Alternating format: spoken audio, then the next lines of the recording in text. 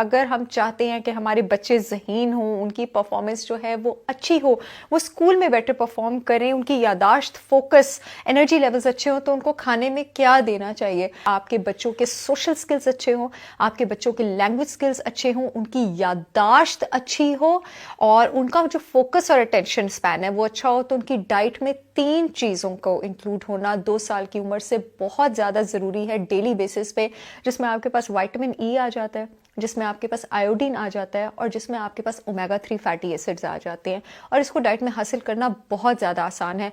आपके बच्चे जितने अनहेल्दी कार्बोहाइड्रेट्स पर स्नैक करेंगे, ये याद रखिए, आपके बच्चे की लैंग्वेज स्किल्स, आपके बच्चे की माशरती स्किल्स, ये स्किल्स उतनी ही वीक होती जाएंगी। ये उसके कॉग्निटिव स्किल्स को भी अफेक्ट करती हैं। मोटापा तो बाद में साथ आता है पैकेज में। अब ओमेगा 3 फैटी एसिड्स लेने के लिए आप अपने बच्चों के सैंडविचेस में, उनके सैलड्स में, उनके सूप्स में आप नट्स का इस्तेमाल करें, आप सीड्स ग्राइंड करें और उनके स्मूदीज में डालें। आप अच्छी फैटी फिश अपने बच्चों के लिए लें। याद रखें कि फिश को सिलेक्ट करने का बेस्ट क्राइटेरिया होता है कि जितनी फैटी फिश होगी उतनी ही वो रिच होगी, आपके पास हाई क्वालिटी प्रोटीन और ओमेगा 3 फैटी एसिड्स में। ओमेगा 3 फैटी एसिड्स आपके ब्रेन के ड्राई मैटर का एक बहुत बड़ा हिस्सा बनाते हैं और ये ड्राई मैटर आपके पास रिस्पॉन्सिबल है आपकी memory, focus, attention, learning process में और डेवलपमेंट में। इसके अलावा विटामिन ई बच्चों के लिए बहुत ज़्यादा ज़रूरी है बेटर कॉग्निटिव परफॉर्मेंस के लिए। विटामिन ई आपके पास होल ग्रेन्स में मौजूद है, सफ़ेद आटे की बात नहीं कर रही, जवार, जौ, बाजरा, जो चक्की के आटे की रोटी है, इनकी मैं बात कर रही हूँ। इसके अलावा विटामिन ई आपके पास फ़िश में मौजूद है, विटामिन ई आपके पास नट्स में मौजूद है। बच्चों के स्मूदीज़ में नट्स का इस्तेमाल करें, खास करके बादाम में बहुत ज़्यादा विटामिन ई है। विटामिन ई जो है आपके पास सीड्स में मौजूद है, सी फिश में आपके पास आयोडीन बहुत अच्छी अमाउंट में मौजूद है, सी फूड में। तो सी फूड का आजकल वैसे भी सर्दियां हैं, कोशिश करें कि अपने बच्चों को कम से कम हफ्ते में 3 बार डिनर में सी फूड तो दें। एक और चीज़, हमारे यहाँ पे अक्सर ये बहुत ज़्यादा जो है वो रुझान देखा गया है कि माएँ कहेंगी बच्चे बड़े छुए मुए हैं, इसको मैंने बड़े नाज़ों से रखा था, ज़रा सा बाहर निकलता है तो बीमार हो जाता है। अपने बच्चों को आउटडोर एक्टिविटीज़ करने दें।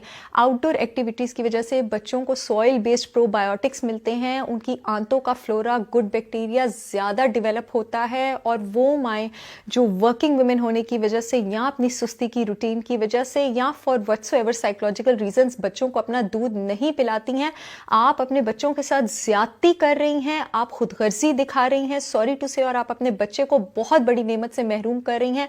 कुछ ऐसे इम्यूनोग्लोबुलिन्स हैं आपके पास जो सिर्फ माँ के दूध में मौजूद होते हैं और वो बच्चे को मिलने चाहिए। इसके साथ साथ बच्चे का जो गट बैक्टीरिया है वो उन बच्चों का बेटर डेवलप होता है जो ब्रेस्ट फीड करते हैं, जो माँ का दूध पीते हैं।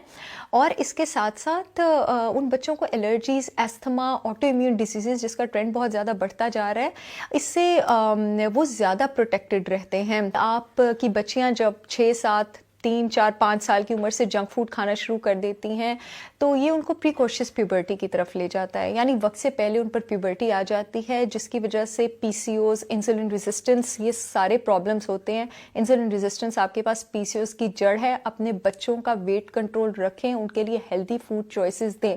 खास करके अगर लड़कों में इंसुलिन रेजिस्टेंस का प्रॉब्लम हो जाए तो उनके टेस्टोस्टेरोन लेवल्स कम हो जाते हैं प्यूबर्टी के टाइम, जिस टाइम ज़्यादा होने चाहिए।